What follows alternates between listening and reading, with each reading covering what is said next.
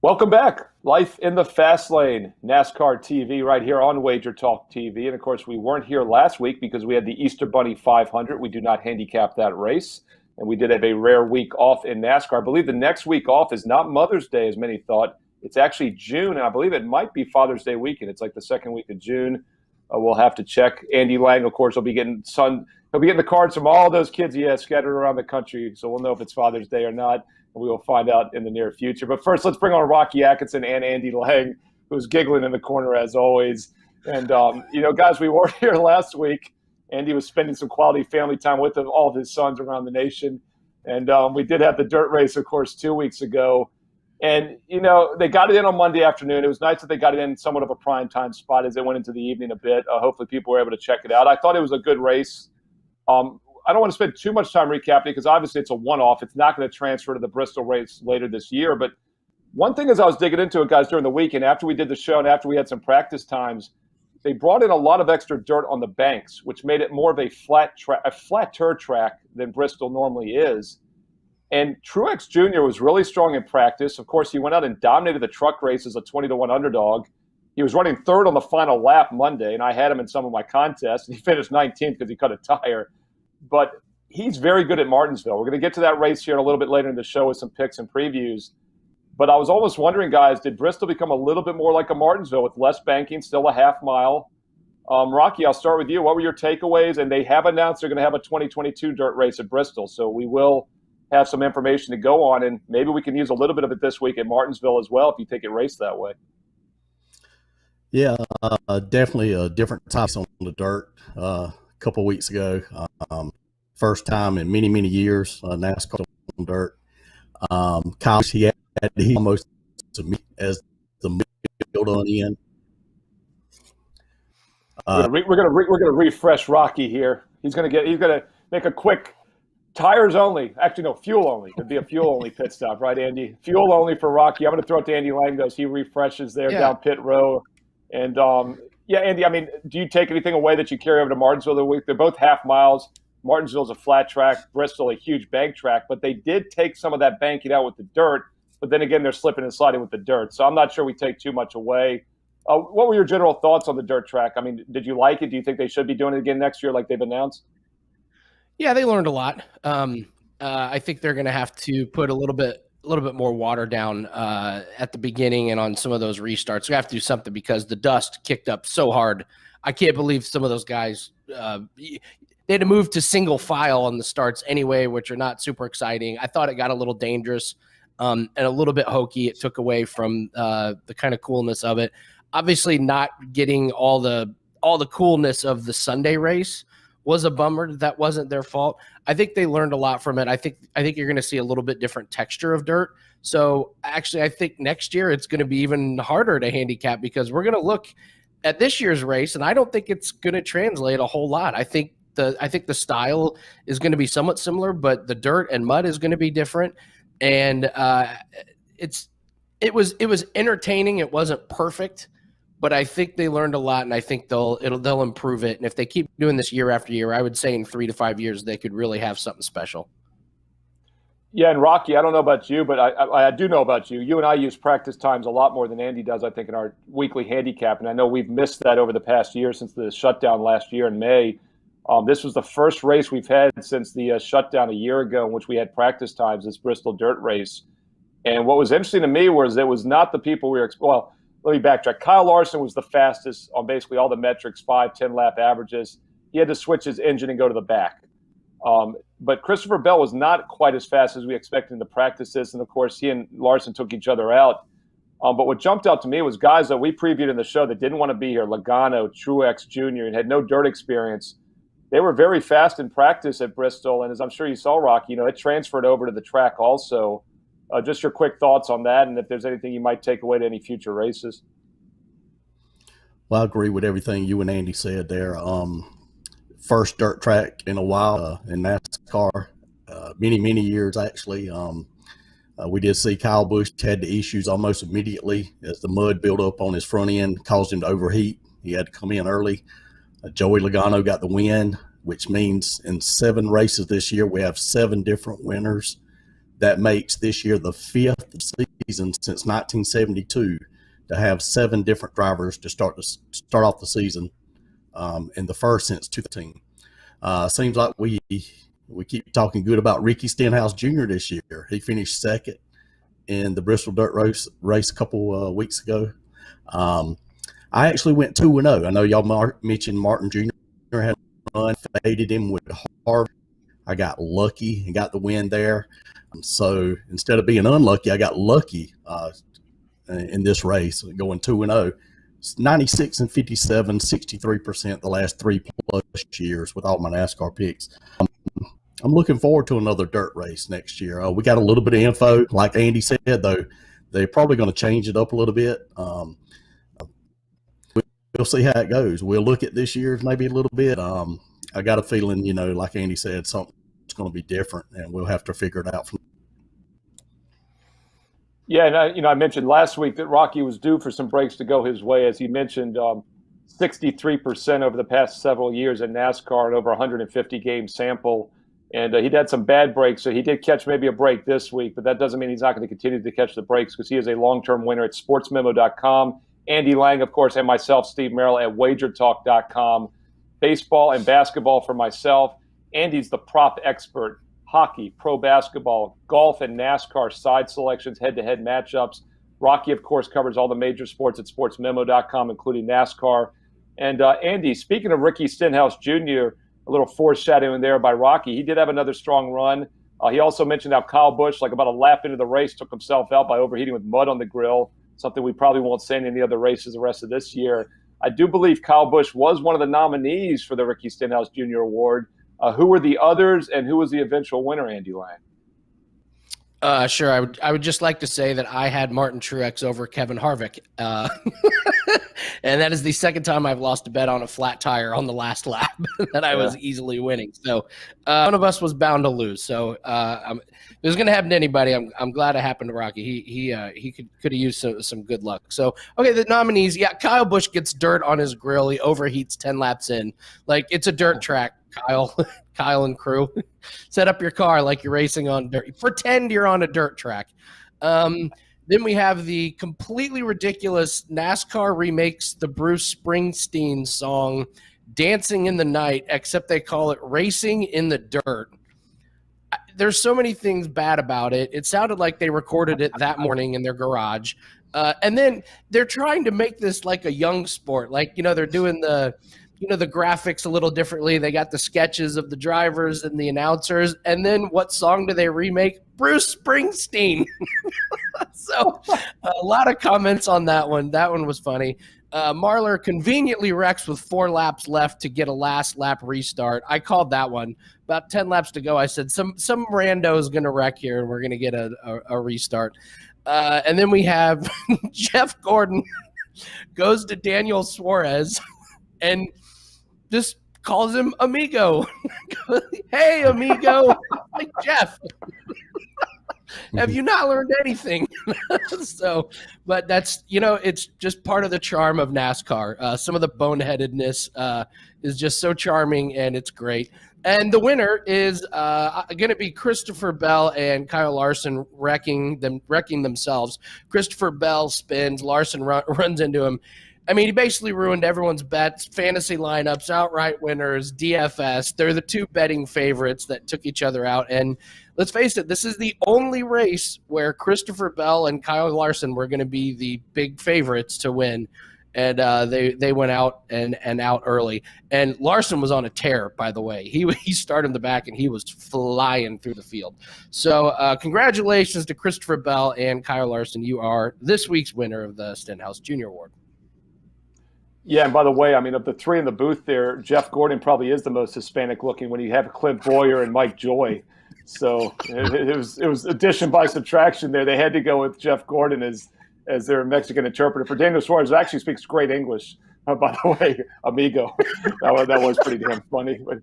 And there might not be a race this year until Fox is done, Andy, that you don't find a way to nominate something about the Fox broadcast. I think NBC is secretly paying Andy Lang under the table here to slam Fox because it has been some comical stuff. But Kyle Larson / Christopher Bell, the week 7, I guess you could say, winner. Week 7. Week 6, because we didn't have one. Well, we didn't have one for the first race, though, so I guess it's the 6th winner of the season. But, yeah, they're the 2 pre-race favorites. And if you told me, guys, that they both have a win at this point of the season, we'd be like, well, I wonder which one. It probably was Bell that won at the dirt track because Larson's more capable of winning elsewhere. But, yeah, they both won elsewhere, did not win on this track. And all said and done, Joey Logano, who didn't really want to be there before the week began, ends up winning the whole thing and ran well in practices and the race, along with Truex Jr.'s Hamlin also was strong.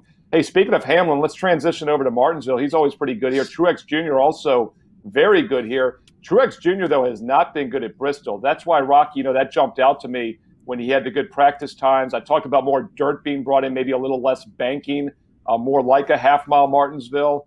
Truex Jr.'s run well now for several races. He's very strong on this track. Give me a guy you're looking at, Rocky. I know you usually like to start with your number 1 pick. I don't know if it's necessarily Truex Jr., but I have a feeling his name might come up at some point.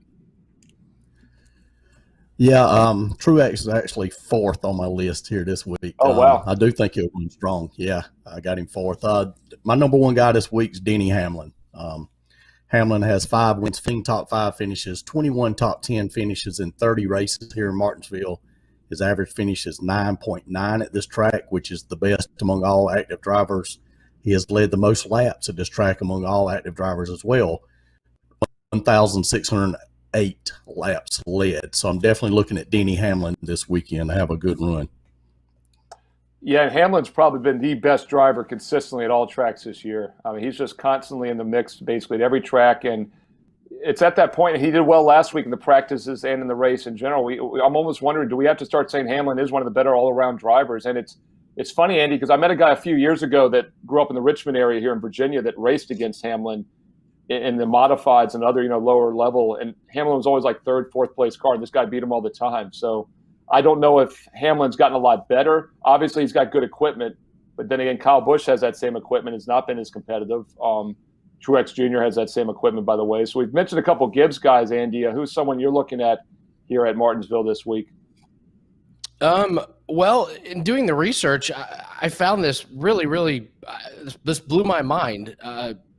Kevin Harvick has not led a lap in the 9 races at the last 9 races at Martinsville. Kevin Harvick has not led 1 lap, and he has not finished better than 5th at this track since 2011. That's a decade. It's like this track is his kryptonite almost. And I thought about that, and I was like, really? And then I keep thinking, I'm like, yeah, I can't remember him being in the mix at this track. So for all the times that of all the tracks that Harvick owns, this is one that he really seems to struggle at. I'm looking at Ryan Blaney this week. He was runner-up in both the races in 2020, and he's looked good. He got the win a couple races ago. He's finished top 10 4 races in a row. He looks good. The team as a whole looks good. So if you're just looking at teams, Penske's been real strong. Logano gets the win, and Blaney was strong last week. So it kind of bucks the trend as to getting a new winner. But, since Blaney already has one, but I would look for him for a top 5 and possibly a top 3 finish this week.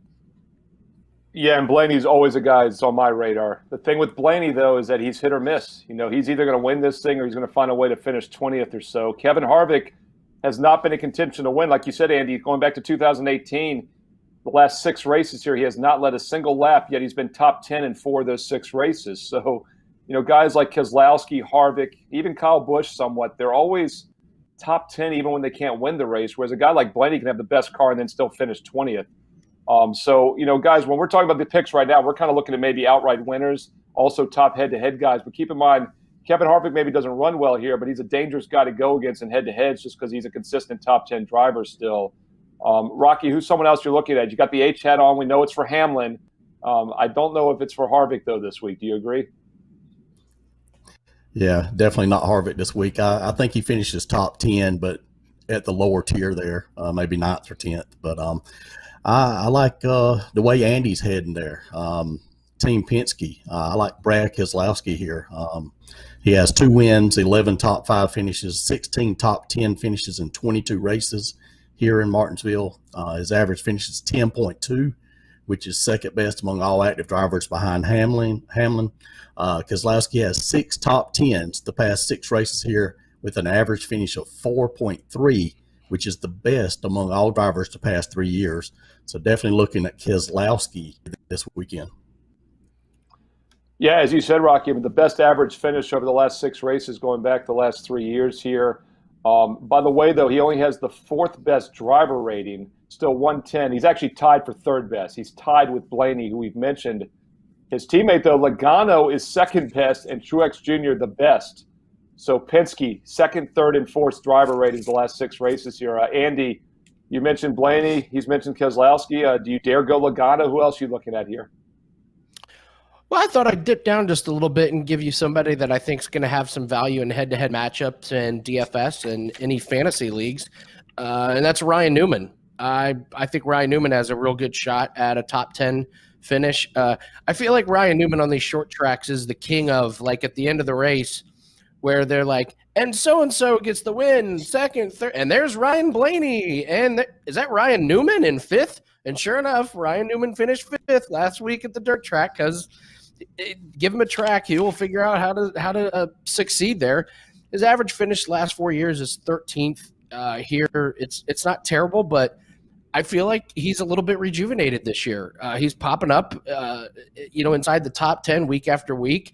Last week just showed how much talent he still has left. I mean, finishing 5th at that mess is incredible. So we get some good head-to-head matchups against Newman. I play in a fantasy league. He'll definitely be in my fantasy lineup this week, and in DFS, he's probably going to be inexpensive. I think that's a great play. I'd look for Ryan Newman to have a good run here. Yeah, and I believe he's only top 10 2 of those last 6 races, but he's been top 20 in 5 of those 6. So like you said, Andy, he's always in the mix for a lead lap finish. And when you're getting a mid-tier guy like that, that's what you're looking for, is a lead lap finish for the middle-price fantasy guys. And also the guys he's matched up head-to-head, he's not matched up against Harvick and Ryan Blaney, these other names we're mentioning. He just has to be better than the B and C drivers to catch that matchup. And one other thing about these short tracks, first of all, we're talking about Martinsville past histories, guys. You've noticed we haven't talked about short track histories, and I'd advise against looking at those because as a Virginian, I'm proud to say we basically have, I think, the best tracks on the circuit. We've got Martinsville and Richmond, and we almost have Bristol. It's right over the border in Tennessee. But Bristol and Martinsville are 2 half miles. As I talked about earlier, Bristol's as banked as a coliseum. Martinsville's as flat as a regular road out on the highway. Richmond's a 3/4 mile with a little bit of banking, but it races fast. So there's really no other tracks I look at. I mean, Rocky, do you agree? Are there other tracks you're looking at for Martinsville, or is this kind of a standalone? And who's somebody else you're looking at in regards to Martinsville as well? It's kind of a standalone. I do look at short tracks, so I consider Bristol as a short track, but it's very, of course, it's got the high banks and stuff. So you're mainly looking at Martinsville here. Another guy I'm looking at is Joey Logano. I think you mentioned him, Steve, a few minutes ago. He has 1 win here, 8 top 5s, 12 top 10s, and 24 races here in Martinsville. Average finish 12.4 at this track. He has a 6.8 average finish the past 3 years here in Martinsville, which is 4th best among all drivers. I'm looking for Team Penske to be strong this weekend, and looking to play on Logano. Yeah, once again, I can't disagree. Once again, if you're looking at average driver rating the last 6 races here, the last 3 years, Truex Jr. has the best driver rating, but then it's Logano, Blaney, and Keselowski, 2, 3, 4. And we've seen this, guys, at other tracks. We've talked about this season already. When Penske's been strong there in the past, they seem to run strong again and as a pack. Andy, who's maybe someone else you're looking at here? Any other long shots before we get to the free head-to-heads? Anything, closing thoughts here on Martinsville? Why not ride with our boy one more time? Ricky Stenhouse looks good. Second last week. So why not? He's cashing head-to-heads. So as long as he's cashing head-to-heads, I'll keep riding the streak. I do this in props all the time. Find a guy that is hitting week after week or game after game, night after night, and just ride him. It's not uncommon for me to have, if I have 10 prop bets in a week, 6 of them might be on the same guy. So as long as Stenhouse keeps not making mistakes and running up near the top, I'll throw him in there. He was right there for a potential win. Imagine Ricky Stenhouse snagging a win at the dirt track and getting into the playoffs. That would have added a lot of chaos to the NASCAR season. It would have been really nice. So yeah, I'll go back to Stenhouse again. Yeah, and Andy, if I'm not mistaken, I don't have his numbers in front of me here from Bristol, but Stenhouse has been pretty good at Bristol over the years, correct? From what I recall. So, there again, does that transfer to Martinsville is a big question, I guess. No, but Stenhouse has had success at some of the shorter tracks. Richmond, Martinsville, again, to no surprise, hit or miss. And literally, Right. He's either going to hit you or barely miss you. So, earlier, so some of his finishes you almost have to take with a grain of salt, because when he's good, he's really good. When he's bad, he's really bad. And I think we've seen a different mentality from him this year. But once again, we're talking about some long shots here. You're getting him at a good payoff, and if you get him in even a top 5 or top 10, but once again, as Andy said, I mean, it's really hit or miss. You almost want that big payoff with him on a win bet, but the top 5s and top 10s make sense with him, I think, also because he has been surprisingly consistent this year. I don't want to say he's the second most consistent driver after Hamlin, but if you look at some of the results, I mean, he's been up there in a lot of races this year, more so than some of the big names. But hey, guys, before we get to Rocky's free head-to-head, I want to remind everybody, sportsmemo.com is where Rocky's official best bets will be. Hey, this is a Saturday night race. I should have mentioned that earlier. Saturday night under the lights. So those of you tuning in this weekend, tune in now and go over to sportsmemo.com before it's too late, because Rocky will have everything up by Saturday for the NASCAR package here. It's a nighttime race, Saturday night under the lights. I haven't checked the weather. I know on the East Coast here in Virginia, they're calling for some rain. I don't know about the southwest corner there. But Rocky will have everything locked and loaded. Sportsmemo.com. And Rocky, let's go ahead and give them a little taste of something here. Free head-to-head matchup that you're looking at for Martinsville. All right, I like Hamlin here. The early odds I've seen has him as an underdog against several drivers. I like him plus 125 over Elliott here. Hamlin, as we said, has 5 wins, 15 top 5s, 21 top 10s, and 30 races here in Martinsville. Average finish of 9.9 at this track, which is the best among all active drivers. Elliott, he does have a win here, 4 top 5s, 6 top 10s, and 11 races. Average finish is 14.6. I'm pretty much betting on Hamlin here. I'm expecting Hamlin to have a great race. So we're going to play Hamlin over Elliott. Yeah, and I'm surprised that he's plus 125. That doesn't make a lot of sense to me. I mean, this is a situation where, as I said a couple times in the show, he's been more consistent than any driver on the circuit this year, Denny Hamlin. Chase Elliott has not been consistent. I know he's the reigning Cup champ, and that was really because of a lucky 2-race finish there at the end of last year. Hamlin was better last year as well overall, and he's good on this track. Now, Chase Elliott is a name we did not mention during the breakdown. He has top 5 basically in average finish, driver rating, a lot of key stats the last 3 years. So he has been strong in Martinsville, and he's been top 10, 5 of those 6, top 5, 3 of those 6. But Hamlin's been just as strong over his career. So that's interesting to get him at plus 125. Denny Hamlin over Chase Elliott from Rocky Atkinson at sportsmemo.com. And Andy Lang, once again, is at WagerTalk.com. Andy's got a big weekend lined up. He's got the props. I know the Masters is going on. He's a golf guy. And, of course, the Martinsville race for Saturday night. Andy, give us a free head-to-head here before we get to the best bets this weekend. You can grab this on DraftKings right now if you want. I keep talking about him, Ricky Stenhouse. He's even money, plus 100 over Chris Buescher. New year, new Stenhouse. Last 5 races, he's 4-1 head-to-head against Buescher, very consistent, and then showed us some real upside last week. I think I couldn't figure out why we were getting these odds, and then I went and looked. Buescher has finished ahead of him 3 out of the last 4 races at Martinsville. But Stenhouse did finish ahead of Buescher in one of the races last year. And we talked about this kind of, before he went on the air. His team kind of has a new mentality. We talked about his old crew chief, was always trying to go for the win, would run the tires into the ground, would try and get a win on fuel strategy. So you had these really sporadic finishes that weren't really, doing much for him. But now they're just, saying, hey, go out there and get the best finish you possibly can. And the results are getting there. It almost got the win last week, but I love consistent drivers.